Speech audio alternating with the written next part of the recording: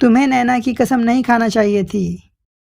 कसम खाने को इंग्लिश में कहते हैं स्वेयर, और जब हमें किसी की कसम खाना हो तो उसे हम इंग्लिश में स्वेयर बाय, उसके बाद जिसकी कसम खाना हो उसका नाम या फिर पर्सनल प्रोनाउन यूज़ करते हैं। जैसे मेरी कसम, स्वेयर बाय मी, उसकी कसम, swear by him. Hello friends, आज का ये वीडियो बहुत ही ख़ास है, बहुत ही यूनिक है, क्योंकि इस वीडियो में मैं आपके लिए लेकर के आया हूँ कुछ ऐसे सेंटेंस स्ट्रक्चर जिसे आप अपने फ्रेंड्स के साथ, कलीग्स के साथ और अपने फैमिली के साथ बोलते हैं और सुनते हैं।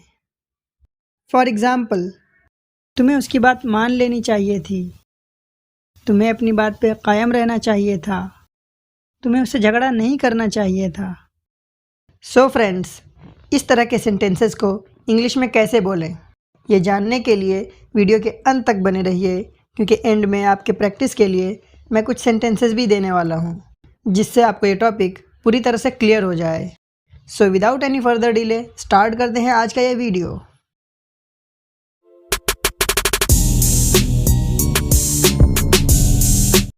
सो फ्रेंड्स, जब भी हमें कुछ इस तरह के सेंटेंसेस को बोलना हो तो उसका पैटर्न या स्ट्रक्चर कुछ इस तरह से बनेगा। सेंटेंस के स्टार्टिंग में सबसे पहले हम लगाएंगे सब्जेक्ट, फिर उसके बाद शुड हैव, फिर उसके बाद वर्ब का third form and then last में ऑब्जेक्ट। सो फ्रेंड्स, ये तो हो गया पॉजिटिव सेंटेंसेस के लिए, बट जब हमें निगेटिव सेंटेंसेस बनाना हो तो उसका स्ट्रक्चर कुछ इस तरह से बनेगा। सब्जेक्ट, फिर उसके बाद शुड नॉट, फिर उसके बाद हैव, फिर वर्ब का third form and then object. So तुम्हें सब्ज़ी काट लेना चाहिए था। You should have cut the vegetables. You should have cut the vegetables. तुम्हें उससे झगड़ा नहीं करना चाहिए था। You should not have fought with him. You should not have fought with him. Should not को हम लोग शुडंट भी पढ़ सकते हैं। You shouldn't have fought with him. You shouldn't have fought with him. उसे सेब नहीं खरीदना चाहिए था। He shouldn't have bought the apple. He shouldn't have bought the apple.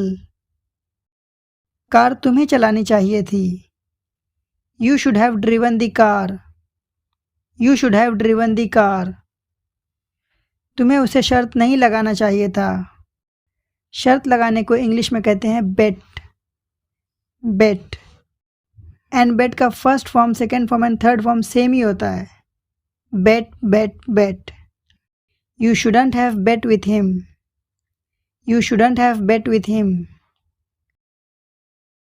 उसे अपनी गलती मान लेनी चाहिए थी। He should have admitted his mistake.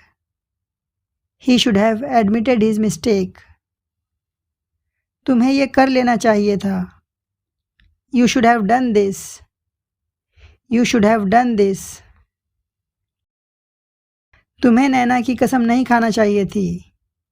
कसम खाने को इंग्लिश में कहते हैं स्वेयर, और जब हमें किसी की कसम खाना हो तो उसे हम इंग्लिश में स्वेयर बाय, उसके बाद जिसकी कसम खाना हो उसका नाम या फिर पर्सनल प्रोनाउन यूज़ करते हैं।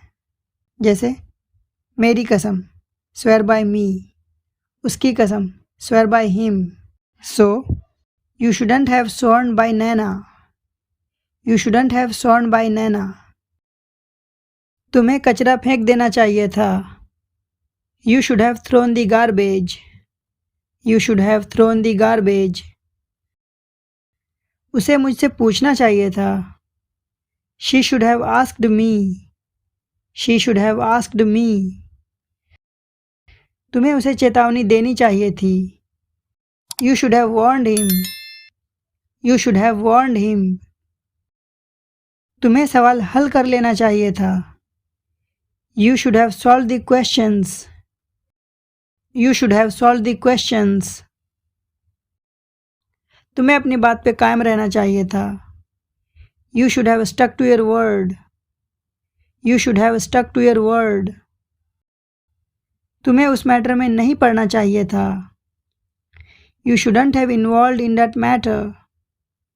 You shouldn't have involved in that matter. तुम्हें एक पायलट बनना चाहिए था। You should have become a pilot. You should have become a pilot.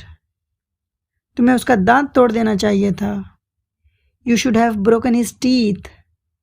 You should have broken his teeth. तुम्हें उसे मेरे पास लाना चाहिए था। You should have brought him to me. You should have brought him to me. तुम्हें उसे disturb नहीं करना चाहिए था। You shouldn't have disturbed him. You shouldn't have disturbed him. Now it's time to practice. तो आपके लिए कुछ प्रैक्टिस सेंटेंसेस।